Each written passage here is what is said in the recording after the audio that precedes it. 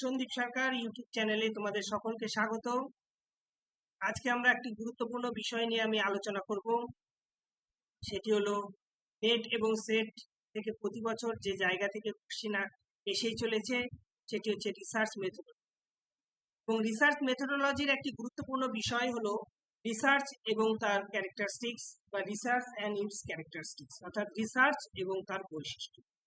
আজকে আমি তোমাদের সঙ্গে রিসার্চ ক্যারেক্টারিস্টিক্সের যে তিনটে ফিচার্স নিয়ে ডিটেলসে আলোচনা করব এবং নেক্সট ভিডিওতে যে বাকি যে ক্যারেক্টারিস্টিক্স গুলো রয়েছে সেগুলো নিয়ে আলোচনা করব। ফার্স্ট অফ অল আমরা জানবো যে রিসার্চ কি। রিসার্চ বলতে আমরা যেটাকে বোঝাই, রিসার্চ হলো এক ধরনের সার্চ ফর নলেজ, অর্থাৎ জ্ঞানের অন্বেষণ। কিন্তু সেই জ্ঞানের অন্বেষণটা কিরকম হবে? জ্ঞানের অন্বেষণটা অবশ্যই হতে হবে সায়েন্টিফিক এবং সেটা হবে সিস্টেমিক। তোমরা যখন স্টেপ অফ রিসার্চ দেখবে তখন দেখবে যে রিসার্চ এর কতগুলো স্টেপ রয়েছে এবং সেটা একটার পর একটি মানে পরপর চলে আসছে। তো রিসার্চ যে কারণে বলা হয় রিসার্চ হলো সায়েন্টিফিক এবং সিস্টেমিক, অর্থাৎ জ্ঞানের অন্বেষণ হবে সেটা কি ধরনের হবে? সায়েন্টিফিক হতে হবে এবং সিস্টেমিক। রিসার্চ হলো আর্ট অফ সায়েন্টিফিক ইনভেস্টিগেশন, অর্থাৎ আমরা যে ইনভেস্টিগেশনটা করি, রিসার্চে যে অন্বেষণটা করি সেটা সায়েন্টিফিক ওয়েতে হয়ে থাকে। রিসার্চ সবসময় নোন টু আননোন, অর্থাৎ জানা বিষয় থেকে নতুনত্ব কিছু অজানা বিষয়কে অন্বেষণ করাই হলো রিসার্চের কাজ। তাহলে এক কথায় রিসার্চ হলো জ্ঞানের অন্বেষণ করা। সেটা কি রকম হবে? সেটা অবশ্যই হতে হবে সায়েন্টিফিক এবং সেটা হতে হবে সিস্টেমিক। আমি একটু বলে নেই, তোমরা নেট সেটের প্রত্যেকটি টপিকের যে 10টি ইউনিট রয়েছে পেপার 1-এর, তার প্রতিটি ভিডিওই তোমরা পাবে। তোমাদের যদি ভিডিও ভালো লেগে থাকে তাহলে এই চ্যানেলটি, অর্থাৎ সন্দীপ সরকার যে ইউটিউব চ্যানেল রয়েছে সেটাকে সাবস্ক্রাইব করবে, কমেন্ট করবে এবং শেয়ার করবে, লাইক করবে। নেক্সট আমরা যে বিষয়টা সম্পর্কে আলোচনা করব সেটা হচ্ছে রিসার্চ ক্যারেক্টারিস্টিক্স। রিসার্চের অনেকগুলো ক্যারেক্টারিস্টিক্স রয়েছে, তার মধ্যে একটি গুরুত্বপূর্ণ ক্যারেক্টারিস্টিক্স হচ্ছে বা বৈশিষ্ট্য হলো রিসার্চকে হতে হবে কি হবে? রিসার্চ হবে, রিসার্চের মধ্যে থাকবে অবজেক্টিভিটি। অবজেক্টিভিটি অর্থাৎ বস্তুনিষ্ঠতা, যার বাংলার প্রতিশব্দ হলো বস্তুনিষ্ঠতা। অর্থাৎ রিসার্চ সবসময় বায়াস থেকে মুক্ত হতে হবে, ফ্রি ফ্রম বায়াস। অর্থাৎ রিসার্চের মধ্যে কিছু যেটাই আমরা বলবো তার মধ্যে থাকতে হবে ট্রুথ, সত্যতাকে গুরুত্ব দিতে। বায়াস হলে চলবে না।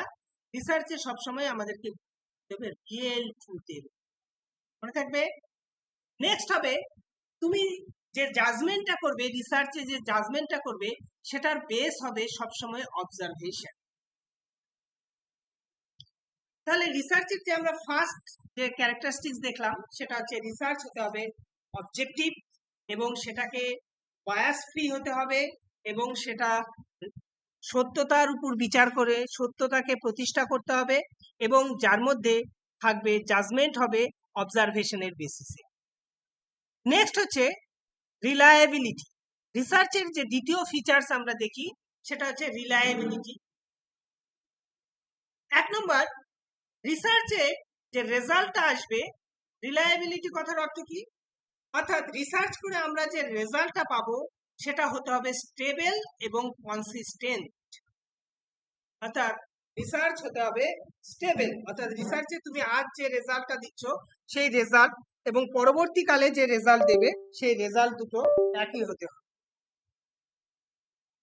নেক্সট হচ্ছে রিসার্চ হতে হবে ভেরিফায়াবিলিটি, অর্থাৎ রিসার্চকে অবশ্যই ভেরিফাই হতে হবে। রিলায়েবিলিটি যে রিসার্চের যে বৈশিষ্ট্য রয়েছে, এই রিলায়েবিলিটির আবার 4টে টাইপ রয়েছে।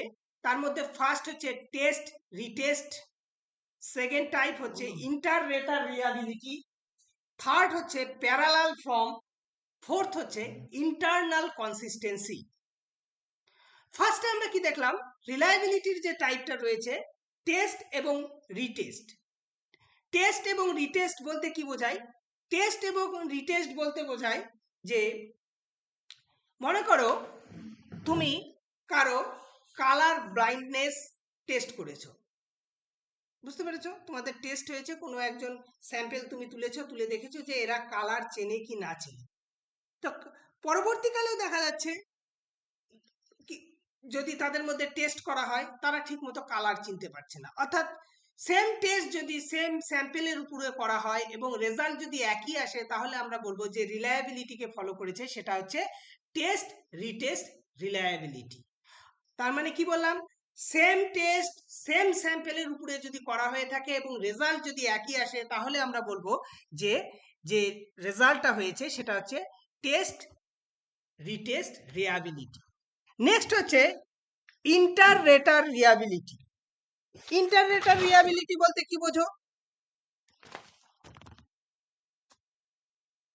এক মিনিট। ইন্টার রেটার রিয়াবিলিটি বলতে আমরা যে বিষয়টাকে বুঝি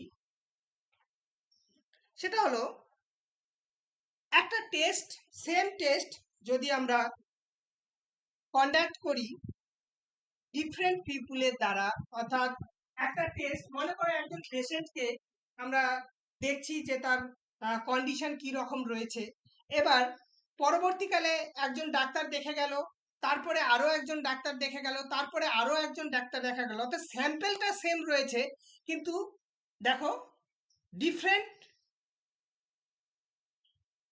পিপুল এসে বা ডিফারেন্ট জোন এসে ডিফারেন্ট মেথডে কিন্তু টেস্ট করছে, কিন্তু রেজাল্ট একই আসছে যে না রুগীটা অসুস্থ। বুঝতে পেরেছ? রুগী একটাই, অর্থাৎ স্যাম্পেল একটাই, কিন্তু টেস্ট করা হচ্ছে যখন অনেকগুলো লোক যখন এসে টেস্ট করছে, অনেকগুলো ডাক্তার এসে টেস্ট করছে এবং সেম রেজাল্ট দিচ্ছে, তখন আমরা বলবো, সবাই এসে বললো যে না এনার কন্ডিশন খারাপ, তাহলে আমরা বলবো যে রিসার্চের যে রেজাল্টটা হয়েছে সেটা হচ্ছে ইন্টার রেটার রিয়াবিলিটি রয়েছে। নেক্সট হচ্ছে parallel form of reliability. Parallel form of reliability কি? দেখো তোমরা নেটের আগেও পরীক্ষা দিয়েছো, অনেকে এর আগেও পরীক্ষা দিয়েছো, দুটো শিফটে পরীক্ষা হতো।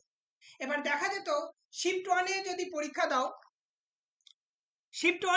পরীক্ষা দাও, দেখা যাচ্ছে 60% কোশ্চেনের তুমি অ্যান্সার করতে পারছো।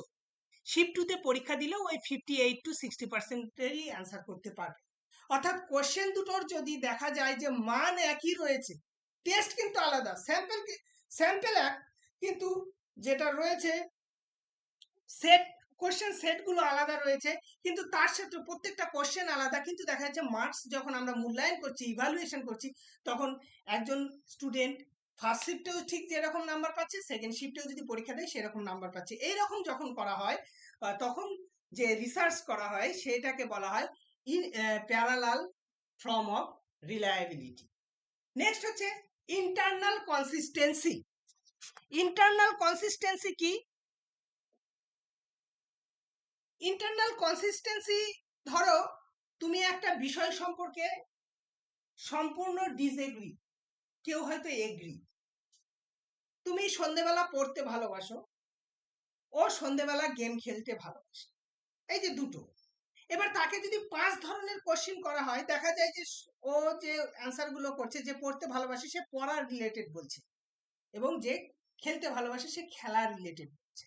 তাহলে এই যে দুই রকমের রেজাল্ট, একই 5 ধরনের কোশ্চেনে একই রেজাল্ট আসছে, তখন আমরা তাকে বলি ইন্টারনাল কনসিস্টেন্সি রয়েছে। একজন নেগেটিভ থিঙ্কিং পিপুলকে তুমি যা কিছু জিজ্ঞেস করবে সবকিছু নেগেটিভ টাইপেরই অ্যান্সার আসবে। একজন পজিটিভ থিঙ্কিং পিপুলকে তুমি যা কিছু জিজ্ঞেস করবে পজিটিভ টাইপেরই অ্যান্সার আসবে। ধরো এক গ্লাস জলের মধ্যে হাফ গ্লাস পূর্ণ রয়েছে, কিছু লোক বলবে গ্লাসে অর্ধেক জল রয়েছে, কিছু লোক বলবে গ্লাসে অর্ধেক খালি রয়েছে, কিছু লোক বলবে গ্লাসে অর্ধেক পূর্ণ রয়েছে, গ্লাস অর্ধেক পূর্ণ রয়েছে। এটা কিন্তু আমাদের দেখার উপর নির্ভর করে। এই ইন্টারনাল কনসিস্টেন্সি, অর্থাৎ একজন পজিটিভ থিঙ্কিং, একজন নেগেটিভ থিঙ্কিং। বুঝতে পেরেছ? তাহলে রিলায়েবিলিটি যে রিসার্চের আমরা অন্যতম একটা ক্যারেক্টারিস্টিক্স, যেখানে আমরা দেখতে পাই যার অর্থ হচ্ছে স্টেবল অ্যান্ড কনসিস্টেন্ট রেজাল্ট কতটা থাকছে, তার 4টে টাইপ রয়েছে। তার মধ্যে ফার্স্ট হচ্ছে টেস্ট রিটেস্ট, নেক্সট হচ্ছে ইন্টার রেটার রিয়াবিলিটি, থার্ড হচ্ছে parallel form of reliability, fourth হচ্ছে ইন্টারনাল কনসিস্টেন্সি। নেক্সট রিসার্চের আরেকটি বৈশিষ্ট্য রয়েছে, সেটা হচ্ছে ভ্যালিডিটি, অর্থাৎ ক্লেম অফ মেজার, অর্থাৎ তুমি যেটা পরিমাপ করতে চাইছো রিসার্চের মধ্য দিয়ে সেটা কতটুকু হয়েছে সেটা দেখার জন্য রিসার্চের একটি ফিচার্স হচ্ছে ভ্যালিডিটি। এখানে 6 ধরনের ভ্যালিডিটি রয়েছে। আমি তোমাদের একটা এক্সাম্পলের মাধ্যমে 6টা ভ্যালিডিটিকেই বলবো। ফার্স্ট হচ্ছে ফেজ ভ্যালিডিটি। ফেজ ভ্যালিডিটি হচ্ছে কি, তুমি যেটা পরিমাপ করতে চাইছো তোমার সেটা রয়েছে কি না।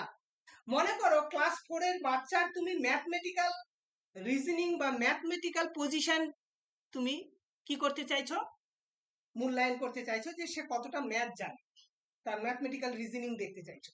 কিন্তু দেখা যাচ্ছে তুমি সেখানে যোগ, অ্যাডিশন, সাবট্রাকশন, যোগ বিয়োগ গুণ ভাগ কিছুই রাখো। তাহলে দেখেই বোঝা যাচ্ছে তুমি যে মেজার করতে চাইছো সেটা মেজার হবে না। তাহলে ভ্যালিডিটি এক নম্বর ভ্যালিডিটিটা কি টাইপের মধ্যে রয়েছে, ফেজ ভ্যালিডিটি। নেক্সট হচ্ছে কন্টেন্ট ভ্যালিডিটি। আমরা কন্টেন্ট ভ্যালিডিটি কোনটাকে বলবো?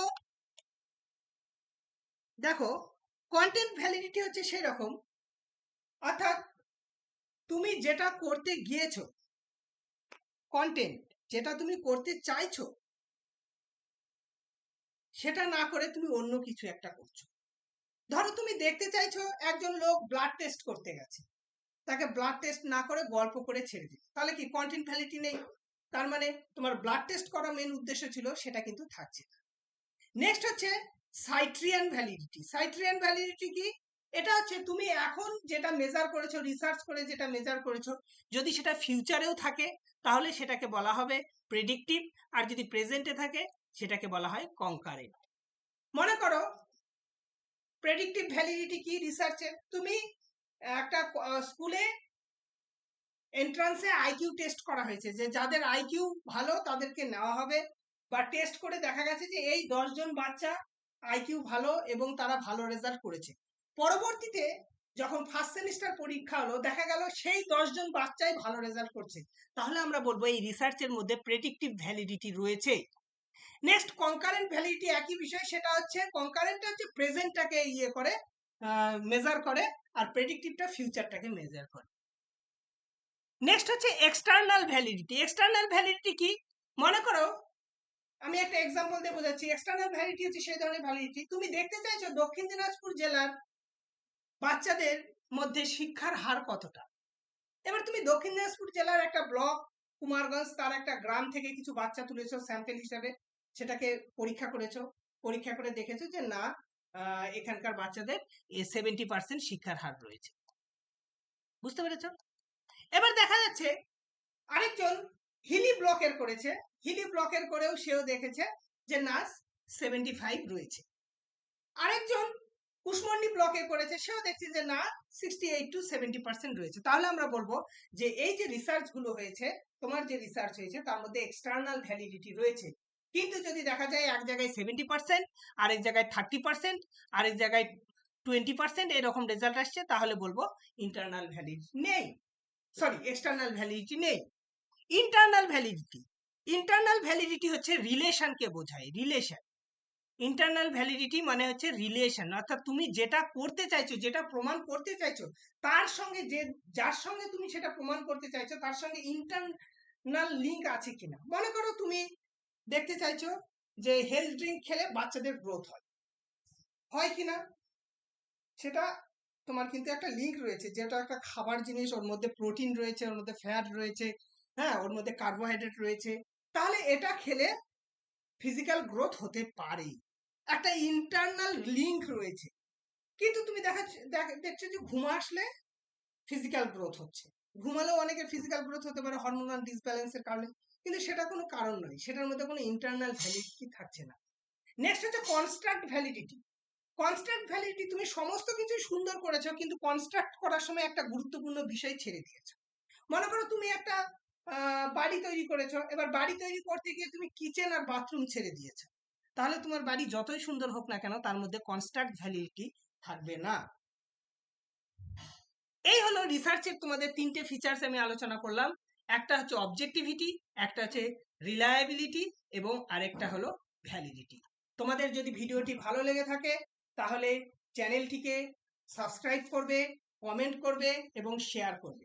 এবং তোমরা যদি এই যে পিডিএফটি রয়েছে সেটি যদি পেতে চাও তাহলে আমার যে টেলিগ্রাম চ্যানেল রয়েছে সন্দীপ স্যার 1988, আবার বলছি সন্দীপ স্যার 1988, সেই টেলিগ্রাম চ্যানেলে তোমরা সার্চ করলেই পেয়ে যাবে।